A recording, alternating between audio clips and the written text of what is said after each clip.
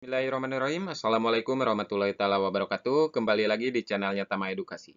Dalam kesempatan video kali ini kita akan belajar materi pembelajaran PPKN kelas 8 semester kedua jenjang SMP ataupun jenjang MTS bab kelima tentang jati diri bangsa dan budaya nasional. Materi ini materi kurikulum merdeka. Bagian subjudul ke D tentang kebudayaan nasional dan tantangan era globalisasi. Supaya tidak ketinggalan video-video terbaru dari channelnya Tama Edukasi, bantu dukung channel ini dengan cara klik subscribe, like, komen, serta share.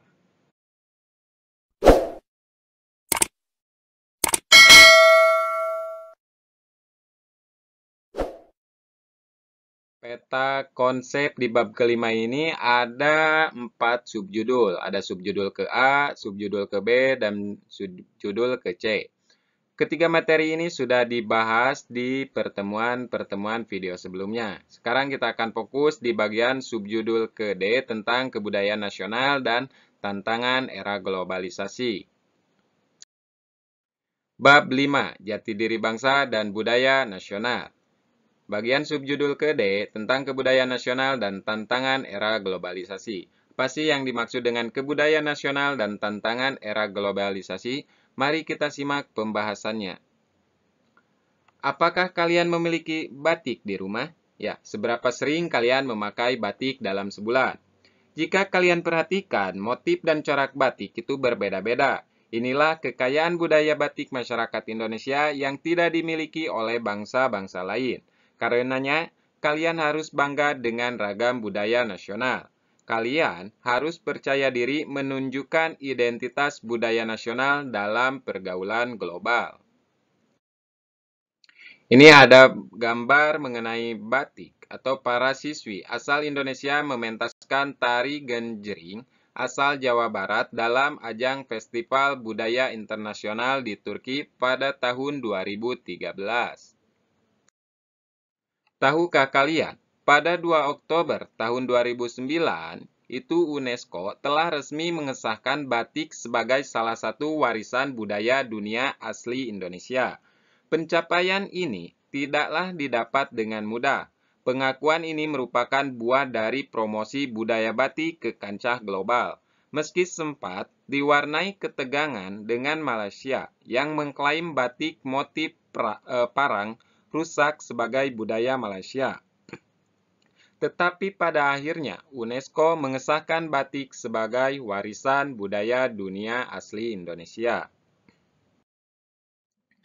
Karena itu, sebagai generasi muda, kalian dituntut mampu menyuarakan dan mempromosikan budaya nasional di kancah global. Salah satu cara yang bisa kalian tempuh adalah mengikuti festival budaya internasional. Kalian bisa proaktif mengusulkan kepada sekolah agar bisa mengirimkan siswa dan siswinya mengikuti ajang festival kebudayaan internasional. Hal ini juga sebagai wadah aktualisasi kegiatan ekstrakurikuler kesenian yang ada di sekolah. Sebagai contoh, sebuah sekolah tingkat SMP di Tangerang Selatan berhasil mengirimkan siswi-siswinya mengikuti Festival Kebudayaan Internasional di Turki.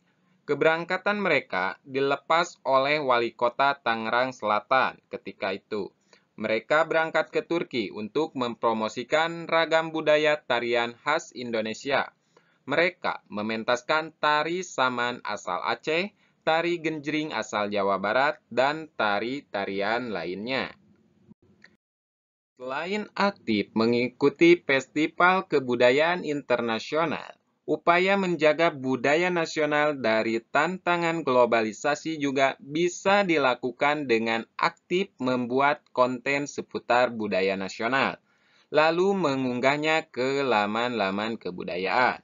Perkembangan teknologi informasi mesti dimanfaatkan dengan baik untuk mempromosikan budaya nasional ke dunia internasional.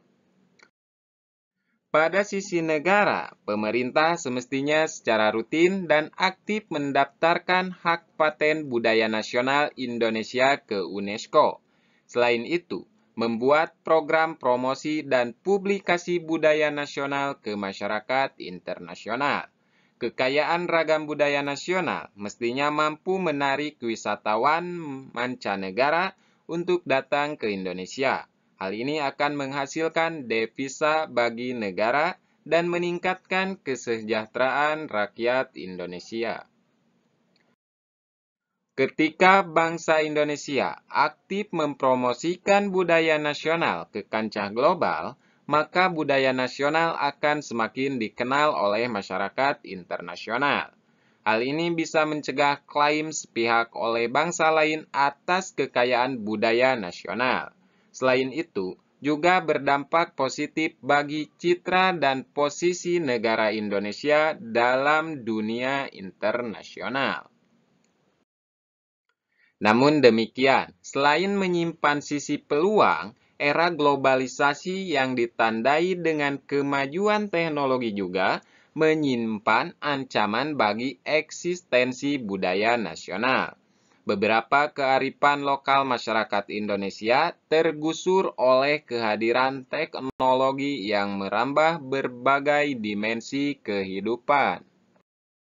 Penggunaan teknologi perlu diimbangi dengan mempertimbangkan kearifan lokal agar budaya nasional tetap terjaga. Kita tidak menafikan sisi positif dari teknologi, namun nilai budaya nasional tetap mesti dijaga.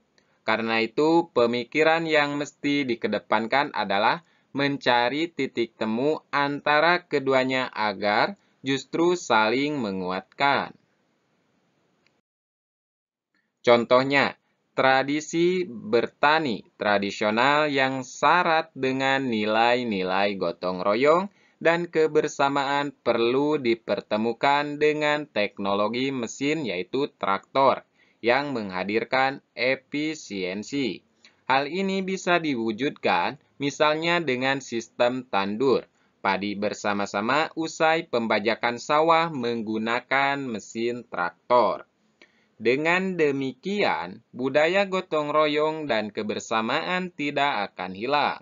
Namun, pemanfaatan teknologi dalam pengolahan sawah juga bisa dilakukan untuk efisiensi biaya produksi.